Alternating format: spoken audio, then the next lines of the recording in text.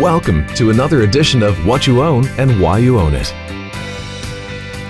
At Value Partners, we like to meet with the companies owned in our investment pools.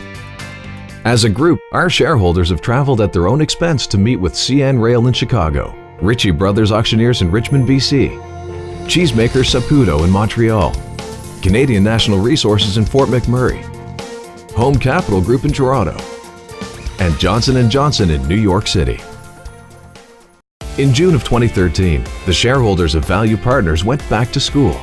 They went to Hamburger University in Oak Brook, Illinois, to learn more about McDonald's business.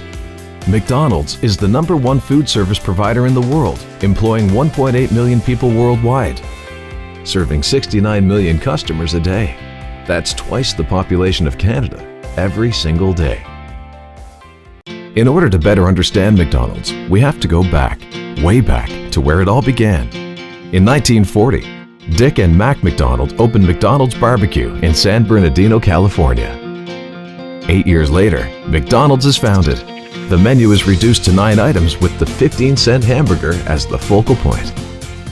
In 1954, multi-mixer salesman Ray Kroc travels west to sell mixers to Dick and Mac when he has an epiphany and decides his future will be in hamburgers. In 1955, Ray opens his first location in Des Plaines, Illinois, and his total sales that day were $366.12. In 2012, system-wide sales were almost $70 billion, a record of growth that only a few companies have ever experienced.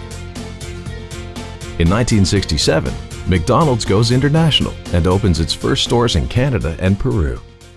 The iconic Big Mac is introduced in 1968 and today sells 550 million units a year, followed by the Quarter Pounder and the Egg McMuffin. The Happy Meal debuts and salads follow.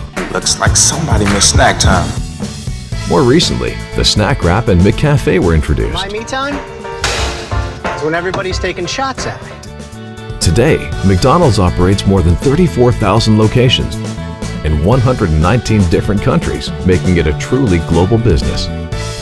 Looking behind the scene, we can see that 81% of McDonald's locations are operated by franchisees, with the remainder under corporate control. 68% of sales came from outside the U.S., and corporate revenues have grown from $17 billion in 2003 to $27 billion in 2012. McDonald's, the corporation, earns revenue from rent and royalties as a percentage of sales. Over the past 10 years, they have generated $231.9 billion in revenues, $177.4 billion in expenses, $54.5 billion in excess cash, reinvested $36.7 billion back into the business, and paid dividends of $17.8 billion. They initiated their dividend in 1976 and have been paying one ever since. Over the past 10 years, the dividend has grown from $504 million to $2,897 million. Here's the McDonald's you may know. Here's the McDonald's you may not know. Redesigned restaurants around the world. Catering to local tastes. In India, where many people don't eat beef, there's the potato patty McAloo, or the chicken Maharaja Mac and McCurry Pan. McAloo टिक्की है, सिर्फ 25 रुपए में. I'm loving it. Creating new menu options in their test kitchens for kids that are fun and healthy. Working with farmers and fisheries to build sustainable practices.